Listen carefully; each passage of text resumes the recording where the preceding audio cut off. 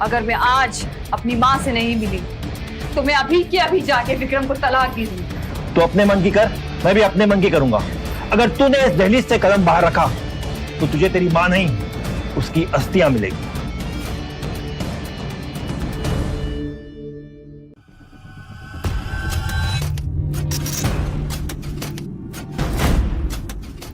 विक्रम के कमरे की उस लाल रोशनी में जब आरोही ने अपने पति का चेहरा देखा तो वो ऊपर से नीचे तक हिल गई, क्योंकि विक्रम बिल्कुल भी वैसा कुरूप नहीं था जैसा पूरी दुनिया उसके बारे में बोलती थी।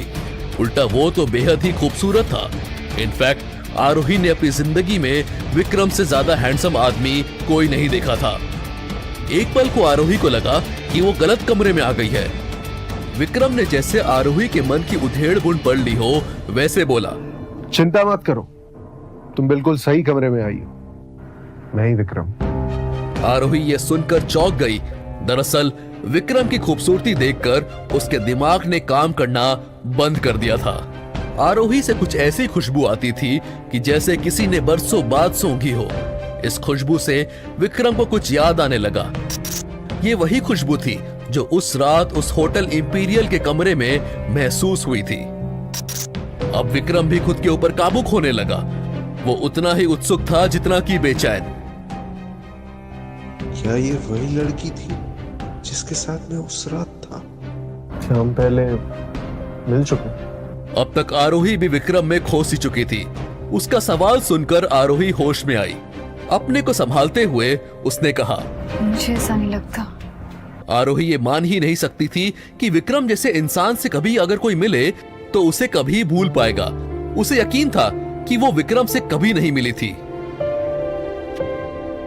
आरोही की भी सांसें बढ़ चुकी थी और जैसे जैसे विक्रम करीब आ रहा था वो और फूलती जा रही थी।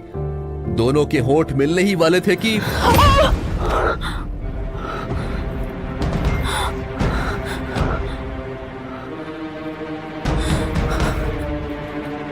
जाओ, जाके सोफे पे सो जाओ। आरोही ने विक्रम की तरफ देखा तो उसे उसकी आंखों में कोई भी शर्म या दया नहीं दिखी।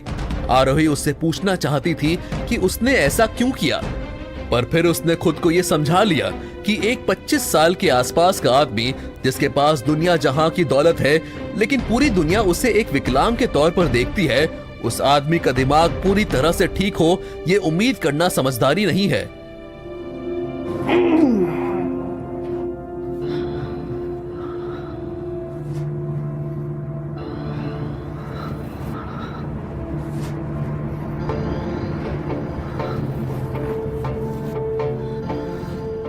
ये आखिरी बार है जब तुम मेरी बिस्तर पर आई हो, कि बात याद रखना। जी।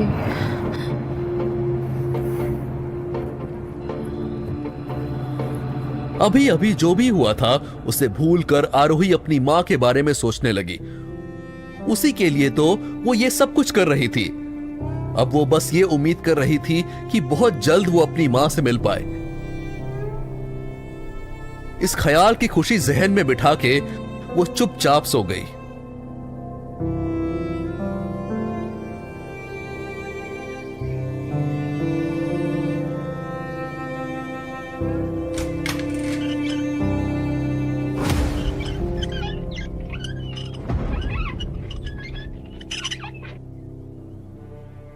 क्या हुआ? एक ही रात में अपने पति को भूल गई? ये आवाज तो विक्रम की ही थी, लेकिन उसका चेहरा कुछ अजीब लग रहा था। ये लो, ये पहन लो। हमारे खानदान का रिवाज है कि घर की नई बहू 3 दिन तक यही साड़ी पहनती है। विक्रम की ये बात आरोही ने सुनी तो, लेकिन वो किसी और ख्याल में गुम थी, क्योंकि उसने विक्रम का खूबसूरत चेहरा अपनी आंखों से पिछली रात देखा था। तो फिर ये भद्दा चेहरा कहां से आया? क्या उसने कोई नकाब पहना था? पर कोई इतना खूबसूरत होकर ऐसा भद्दा नकाब क्यों पहनेगा? दुनिया अपनी खामियां छुपाने के लिए तरह तरह की चीजें करती है, और यहाँ विक्रम इस बदसूरत नकाब के पीछे इतना खूबसूरत चेहरा छुपाए बैठा था। इस घर के बहुत से ऐसे राज हैं जो तुम्हें नहीं पता, और उन्हें ना ही जानो तो बेहतर रहेगा। विक्रम ने आरोही से कहा तो उसे लगा जैसे फिर से उसने उसके ख्याल पढ़ लिए हों। तुम यही कपड़े बदल सकती हो, मुझे तुम्हें देखने में कोई दिलचस्पी नहीं है। ये सुनकर आरोही वहीं रुक गई और बिना कुछ कहे कपड़े बदलने लगी। विक्रम ने अपनी आंखें फेर ली थी, लेकिन वो उस कमरे की दूसरी ओर लगे आईने में आरोही को देख सकता था। उसकी नजर जब एक बार आरोही के बदन पर पड़ी तो वो अपने मन में चल रहे ख्यालों को रोक नहीं पाया। आरोही का शरीर उसके चेहरे की तरह ही खूबसूरत था। वो उसके शरीर को रोम रोम से आंक रहा था और ये करते हुए उसे जो ख्याल आ रहे थे उन पर वो काबू नहीं कर पा रहा था। वो आरोही का बदन था जिसकी वजह से उसे वो ख्याल आ रहे थे, या कि उसकी खुशबू जो उसे लगातार किसी की याद दिला रही थी।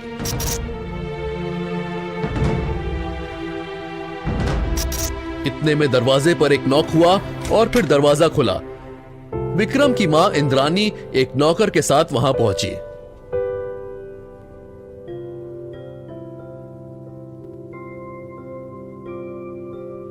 तब जाकर आरोही को समझ में आया कि विक्रम का उसके गले पर काटना अपनी मां को यह समझाने के लिए था कि उनके बीच कुछ हुआ था, जो कि सरासर झूठ था। आरोही सोच रही थी कि विक्रम ने ऐसा क्यों किया होगा। तभी इंद्रानी उसके पास आई और बोली, बेटा, अब जल्दी से इस घर के लिए एक बच्चा लेके आना, ताकि इस घर की खुशियां वापस लौट सके। विक्रम की हालत देखकर हमें ऐसा लगा कि इस खानदान में विक्रम के साथ। इंद्रानी जो बात कहते कहते रुक गई थी, वो आरोही समझ चुकी थी। हालांकि उसे ये नहीं समझ आ रहा था कि कोई माँ अपने बेटे के बारे में ऐसा कैसे कह सकती थी। बेटा, गलत मत समझना। विक्रम एक समय में बेहद खूबसूरत था, लेकिन पता नहीं किसकी नजर लग गई मेरे बेटे को कि उसे ये बीमारी लग गई। ये सुनकर आरोही के मन में और सवाल आ गए। विक्रम की माँ को भी नहीं पता था कि विक्रम असल में अब भी बेहद खूबसूरत है। क्या ये व्हीलचेयर भी एक नाटक है? इन सारे सवालों के बीच उसे विक्रम की कही हुई बात याद आई। इस घर के बहुत से ऐसे राज हैं जो तुम्हें नहीं पता, और उन्हें ना जानो तो ही बेहतर रहेगा। अच्छा बेटा, हमारे खानदान में ये रिवाज है कि शादी के बाद दुल्हा दुल्हन लड़की के घर में जाके बड़ों का आशीर्वाद लेते हैं। विक्रम तो वहां नहीं जा पाएगा, पर तुम होके आओ, दोनों के हिस्से का आशीर्वाद लेके आना, और हम तुम्हारे साथ एक गाड़ी भेज देंगे। जी मम्मी जी। वो वैसे भी अपने मायके जाना चाहती थी, क्योंकि उसने उसके पिता महेश्वर की शर्त मानकर शादी कर ली थी।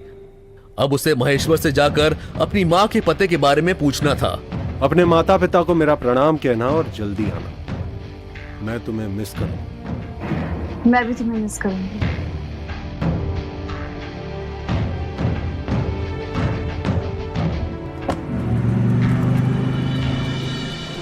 अरे माँ, देखिए ससुराल से अपने घर अकेले कौन लौटा है?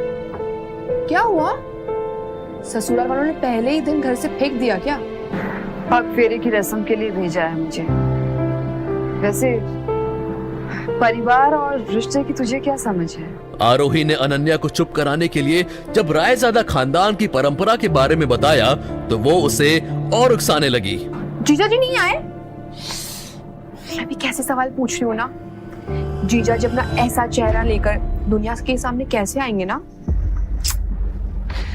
वैसे आ भी जाते तो अपनी व्हील चेयर में कहाँ कहाँ घूमते रहेंगे, है ना? वैसे कल रात तुम्हें नींद तो बहुत अच्छी आई होगी ना? जीजा जी ने तुम्हें बिल्कुल परेशान नहीं किया होगा। चलो अच्छा है, इस बहाने तुम हर रोज चैन की नींद तो ले पाओगी।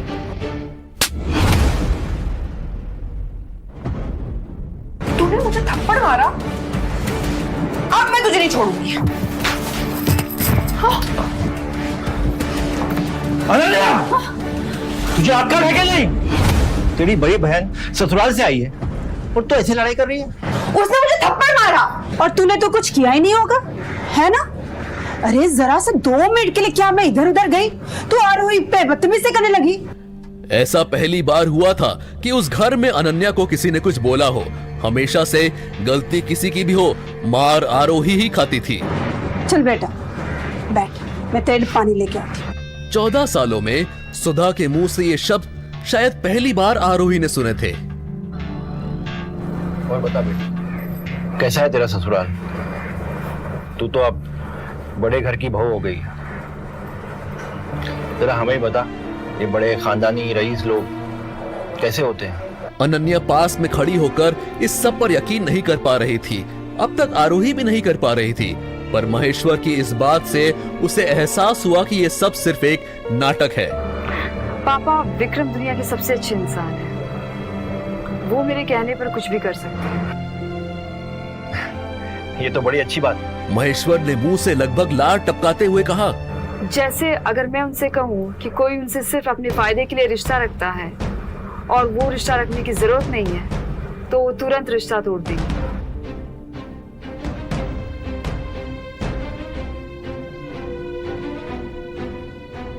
कितने घिरे हुए इंसान हैं आप लोग। पापा, मैंने सालों तक सब कुछ सहन किया है, इस उम्मीद में कि एक दिन सब कुछ ठीक हो जाएगा। लेकिन आप तो मेरी जिंदगी का सौदा कराए।